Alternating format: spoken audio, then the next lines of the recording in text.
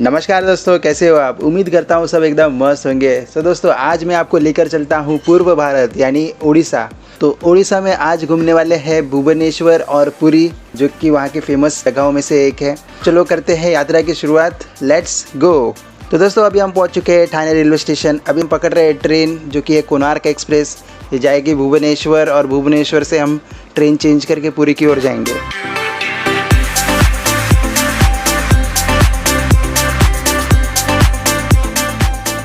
तो दोस्तों अभी हम पहुंच चुके हैं पुरी रेलवे स्टेशन। आगे से ऑटो करेंगे, ऑटो से डायरेक्टली हम जाएंगे जगन्नाथपुरी।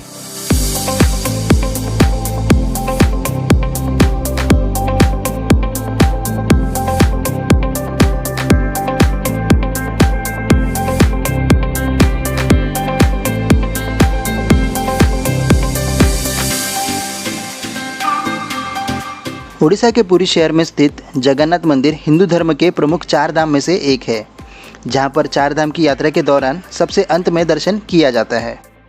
वैष्णव परंपरा से जुड़े आस्था से इस पावन धाम को धरती का वैकुंठ भी कहा जाता है। चमत्कारों से भरा भगवान जगन्नाथ का मंदिर अपने भीतर न जाने कितने रहस्यों को समेटे हुए है। पुरी का जगन्नाथ मंदिर वैष्णव परंपरा का प्रमुख धाम है, जहाँ पर प्रतिदिन हजारों की संख्या में भक्तगण दर्शन लेने के लिए पहुँचते हैं। वैसे तो यह मंदिर मुख्य रूप में भगवान श्री कृष्णा को समर्पित है, जिन्हें जगन्नाथ जी के नाम से भी जाना जाता है, लेकिन उनके साथ यहाँ पर उनके बड़े भाई बलभद्र और बहन सुभद्रा की भी पूजा की जाती है। मंदिर के गर्भगृह में भगवान जगन्नाथ, भाई बलभद्र और बहन सुभद्रा की मूर्तियाँ लकड़ी से बनाई हुई है। मान्यता है कि मंदिर की मूर्तियों का निर्माण राजा इंद्रद्युम्न के समय में विश्वकर्मा ने किया था। उन्होंने भगवान की मूर्तियां बनाने के लिए इंद्रद्युम्न के सामने शर्त रखी थी कि वे इसे बंद कमरे में बनाएं और उस कमरे में कोई भी प्रवेश नहीं करेगा। कोई उसमें प्रवेश करेगा तो वो मूर्तियों को बनाना बंद कर देंगे। एक दिन राजा इंद्रद्युम्न को उस कमरे में कोई आवाज़ सुनाई पड़ी, तो उन्होंने उस कमरे का दरवाज़ा खोल दिया। राजा के ऐसे करते ही भगवान विश्वकर्मा अधूरी मूर्ति को वही छोड़कर चले गए। तब से आज तक भगवान जगन्नाथ, बलभद्र और सुभद्रा की मूर्तियाँ अधूरी है। भगवान जगन्नाथ जी का यह भव्य मंदिर पुरी में समुद्र के किनारे स्थित है। मंदिर के प्रवेश करने के लिए एक सिंह द्वार है, जिसके बारे में मान्यता है कि जब तक आप आपके कदम सिंह द्वार के भीतर नहीं रखते हैं, तब तक आपको बाहर से समुद्र की आवाज़ सुनाई देती रहती है। लेकिन जैसे ही आप सिंह द्वार के भीतर अपने कदम रखकर प्रवेश करते हैं, समुद्र की आवाज़ आश्चर्यजनक रूप में आपको सुनाई नहीं देगी। भगवान जगन्नाथ जी के मंदिर से जुड़ी कई ऐसी बातें हैं जिसका जवाब ज्ञान भी आज तक नहीं ढूंढ पाया है। जैसे कि मंदिर के ऊपर लहराता हुआ ध्वज, जो आज भी हमेशा हवा के विपरीत दिशा में लहराता है। जगन्नाथ मंदिर के ध्वज से जुड़ी हुई खास बात यह भी है कि यहाँ इसे प्रतिदिन एक पुजारी ऊपर चढ़कर बदलता है। सालों साल चलती आ रही परंपरा आज भी नहीं रुकी है। बेहद ही खूबसूरत इस मंदिर की खास बात यह है, दिन के समय कभी भी परछाई नहीं बनती है। कुछ लोग इसे भगवान जगन्नाथ का चमत्कार, तो कुछ लोग इसे बेहतरीन निर्माण शैली बताते हैं। पुरी के इस पावन मंदिर से जुड़ी सबसे आश्चर्यजनक बात यह भी है, इसके ऊपर से न कोई हवाई जहाज, ना ही कोई पंछी उड़ता है। मंदिर के शिखर पर लगे चक्र को सुदर्शन चक्र कहा जाता है। इस पवित्र चक्र को जब किसी भी कोने से देखते हैं तो आपको यह आपकी तरफ ही घूमता हुआ प्रतीत होता है। जगन्नाथ जी के लिए प्रसाद को तैयार की जाने वाली रसोई भी कम आश्चर्यजनक नहीं है। यहाँ सारा प्रसाद मिट्टी के बर्तन में तैयार किया जाता है। प्रसाद पकाने के लिए 7 बर्तन एक दूसरे के ऊपर रखते हैं। आश्चर्य यह है कि सबसे पहले ऊपर वाले बर्तन का खाना पकता है और सबसे नीचे बर्तन का आखिरी में पकता है।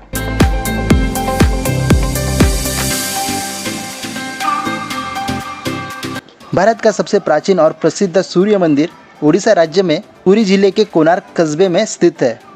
सूर्य भगवान को समर्पित यह कोणार्क मंदिर उड़ीसा के पूर्व तट पर बना हुआ है, जो कि अपनी भव्यता और अद्भुत बनावट की वजह से मशहूर है।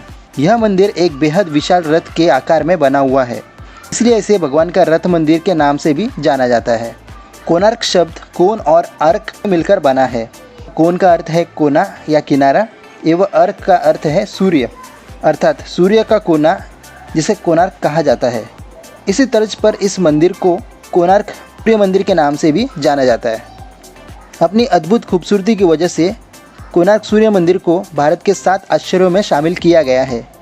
इस प्राचीन सूर्य मंदिर का निर्माण 1250 ईस्वी में गंगा राजवंश के प्रसिद्ध सम्राट नरसिंह देव ने करवाया था।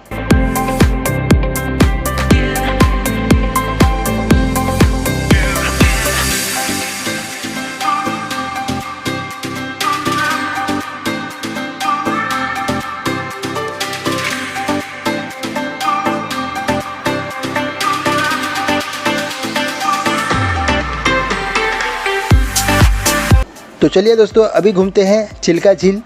चिल्का झील उड़ीसा में स्थित भारत की सबसे बड़ी और दुनिया की दूसरी सबसे बड़ी समुद्री झील है। इसे चिलिका झील भी कहा जाता है। यह झील लगभग 1000 वर्ग किलोमीटर में फैला हुआ है। इसमें मछलियों की लगभग 225 प्रजातियां पाई जाती है। जाड़े के मौसम में प्रवासी पक्षियों का आगमन रहता है।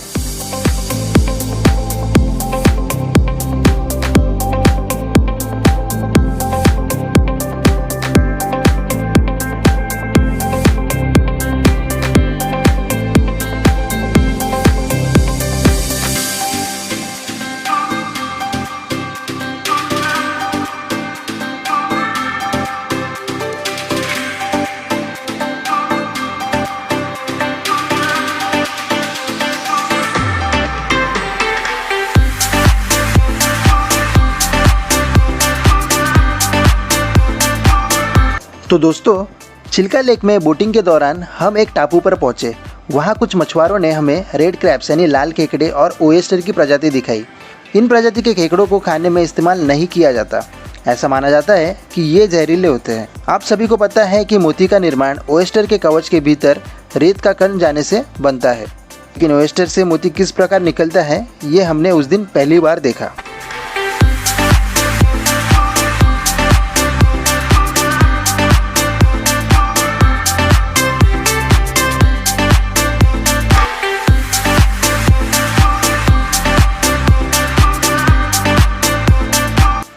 तो चलिए दोस्तों, अब हम चलते हैं धौलीगिरी हिल्स। धौलीगिरी हिल्स ओडिशा की राजधानी भुवनेश्वर से 8 किलोमीटर दूर दया नदी के किनारे स्थित है। इसके आसपास विशाल खुली जगह के साथ एक पहाड़ी है और पहाड़ी के शिखर पर एक बड़े चट्टान में अशोक के शिलालेख उत्कीर्ण है। धौलीगिरी हिल्स, जहां सम्राट अशोक के कलिंग युद्ध क्षेत्रों के सबसे प्रसिद्ध शांति स्तूप है। धौली पहाड़ी को कलिंग युद्ध क्षेत्र भी माना जाता है, जहाँ कलिंग युद्ध संगठित हुआ था। धौलीगिरी शांति स्तूप सम्राट अशोक के कलिंग युद्ध क्षेत्र का सबसे प्रसिद्ध शांति स्तूप है।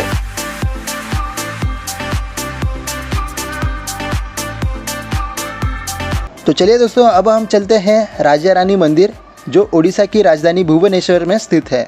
इस हिंदू मंदिर का निर्माण 11वीं शताब्दी में हुआ था। ऐसा माना जाता है।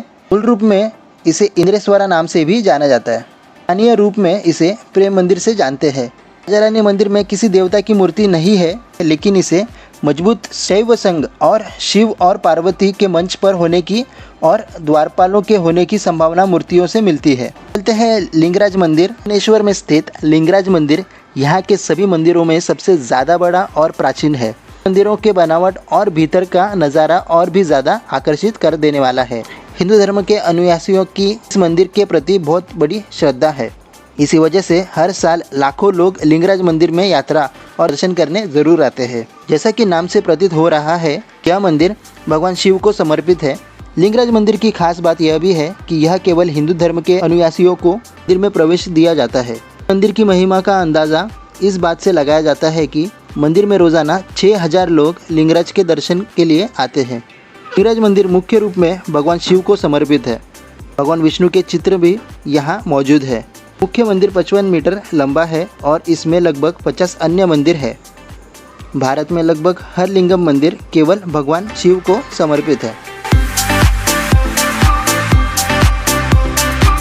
चलो तो दोस्तों, अब हम चलते हैं उदयगिरी और खंडगिरी गुफाओं की तरफ।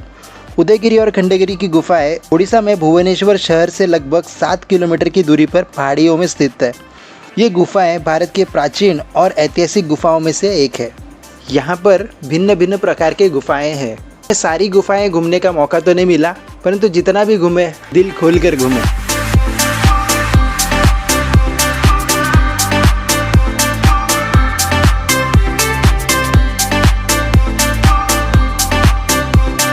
तो चलो अब चलते हैं पुरी बीच, यानी कि पुरी समुद्र तट। पुरी बीच को गोल्डन बीच भी कहा जाता है। पुरी का समुद्री तट बंगाल की खाड़ी के तट पर स्थित है और पुरी रेलवे स्टेशन से केवल 2 किलोमीटर की दूरी पर है। पुरी समुद्र तट शहर का एक लोकप्रिय पर्यटक आकर्षण है और इस तट को तैराकी के लिए आदर्श तथा भारत के सर्वश्रेष्ठ समुद्र तटों में से एक रूप में माना जाता है।